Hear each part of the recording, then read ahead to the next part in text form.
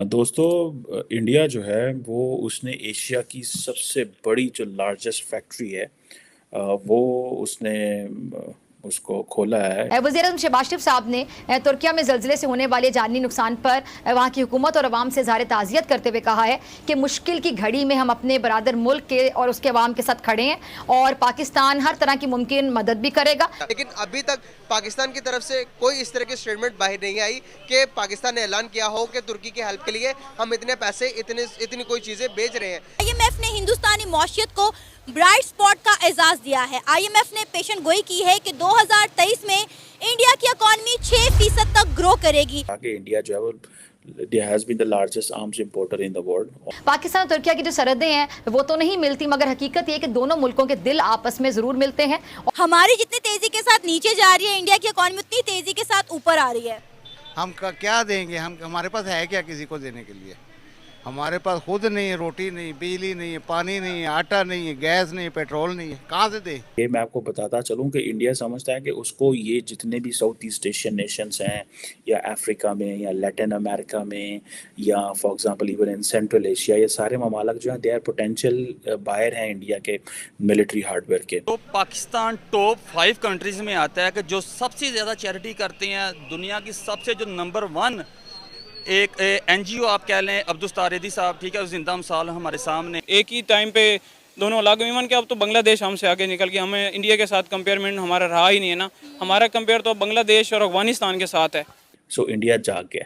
हमारे अपने पल्ले कुछ नहीं, हमने किसी को क्या दिया? हम तो पहले भीख मांग रहे हैं। नमस्कार दोस्तों, आत्मनिर्भर भारत चैनल में आप सभी का स्वागत है। वीडियो को डायरेक्ट देखने के लिए स्क्रीन पर दिए गए टाइम तक आप इस इंट्रो को स्किप कर सकते हैं। आइए बढ़ते हैं आज की खबर की तरफ। प्रधानमंत्री नरेंद्र मोदी ने कर्नाटक की अपनी यात्रा के दौरान सोमवार को हिंदुस्तान एरोनॉटिक्स लिमिटेड के हेलीकॉप्टर कारखाने को देश को समर्पित कर दिया है। रक्षा मंत्रालय द्वारा जारी एक बयान में कहा गया है कि कारखाना देश के सभी हेलीकॉप्टर आवश्यकताओं को पूरा करेगा। 615 एकड़ में फैली ग्रीनफील्ड हेलीकॉप्टर फैक्ट्री न सिर्फ भारत की बल्कि पूरे एशिया की सबसे बड़ी हेलीकॉप्टर निर्माण सुविधा है। इस मौके पर रक्षा मंत्री राजनाथ सिंह और रक्षा मंत्रालय के वरिष्ठ अधिकारी मौजूद थे। साल 2016 में पीएम मोदी ने इस कारखाने का शिलान्यास किया था। रक्षा मंत्रालय ने कहा कि शुरू में यह कारखाना प्रति वर्ष करीब 30 हेलीकॉप्टरों का उत्पादन करेगा। हालांकि चरणबद्ध तरीके से इसके उत्पादन को 60 और फिर 90 प्रति वर्ष तक बढ़ाया जा सकता है। ग्रीनफील्ड हेलीकॉप्टर फैक्ट्री एशिया की सबसे बड़ी हेलीकॉप्टर निर्माण सुविधा है, जो शुरुआती दिनों में लाइट यूटिलिटी हेलीकॉप्टर का उत्पादन करेगी और फिर बाद में लाइट कॉम्बैक्ट हेलीकॉप्टर और इंडियन मल्टी रोल हेलीकॉप्टर का निर्माण करेगी। मालूम हो कि हिंदुस्तान एरोनॉटिक्स लिमिटेड की योजना 20 सालों के दौरान 4 लाख करोड़ रुपए से अधिक के कुल कारोबार के साथ 3 से 15 टन की सीमा में 1000 से ज्यादा हेलीकॉप्टरों का निर्माण करने की है। रक्षा क्षेत्र में आत्मनिर्भर भारत कार्यक्रम को बढ़ावा देने के लिए प्रधानमंत्री नरेंद्र मोदी ने सोमवार को कर्नाटक के तुमकुरु में एशिया की सबसे बड़ी हेलीकॉप्टर फैक्ट्री भारत को सौंप दी है। और ये देखकर पाकिस्तानी मीडिया की आंखें फटी की फटी रह गई है। कमर चीमा जो पाकिस्तान के एक जर्नलिस्ट हैं, वो ये देखकर बहुत ज्यादा हैरान है कि भारत कैसे दिन ब दिन ऐसे कारनामे कर पा रहा है जिससे भारत दुनिया की नजरों में ऊपर उठता जा रहा है और इसके विपरीत पाकिस्तान जमीन में धंसता जा रहा है। आइए देखते हैं उनका ये रिएक्शन। दोस्तों इंडिया जो है वो उसने एशिया की सबसे बड़ी जो लार्जेस्ट फैक्ट्री है वो उसने उसको खोला है, इफ्तिताह किया है। और कहा जा रहा है कि ये तकरीबन सालाना जो है वो 1000 एयरक्राफ्ट जो है वो बनाएगी। और ये कहा जा रहा है कि जो ये जो इंडिया का वो एक प्लान है ना, डिफेंस सेल्फ रिलायंस, ये बेसिकली वो है।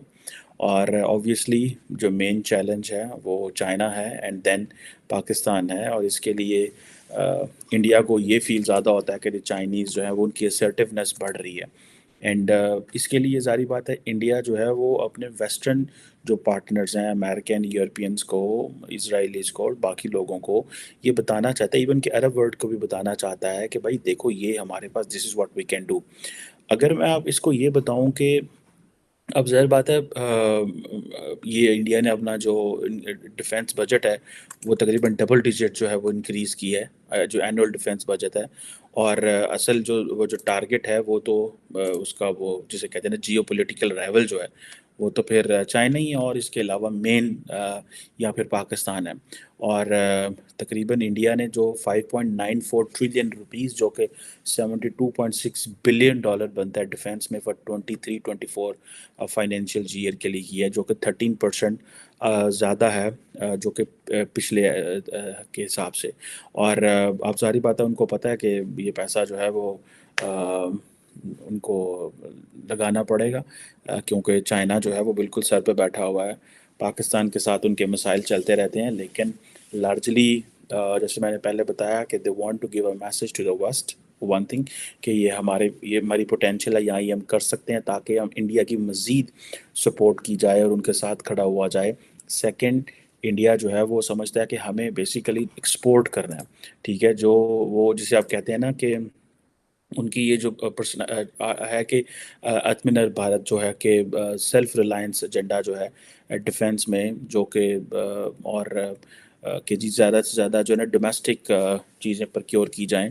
तुर्की इस्लामिक कंट्री है, हम कहते हैं कि हिंदू इस मुसलमानों के दुश्मन, मुसलमानों की जानों के दुश्मन, लेकिन इधर सबसे पहले ऐलान किया इंडिया के प्राइम मिनिस्टर मोदी ने कि भाई आप बताएं कि आपको क्या हेल्प चाहिए, और 2 टीमें भी भेज दी हैं वहाँ पर लोगों को निकालने के लिए। लेकिन इसके बरक्स पाकिस्तान, जो कि हम कहते हैं कि मुसलमानों के अलंबरदार हैं, हम हमारी तरफ से सब कुछ जाता है, लेकिन गवर्नमेंट ने अभी कोई ऐलान नहीं किया, क्या वजूहत है?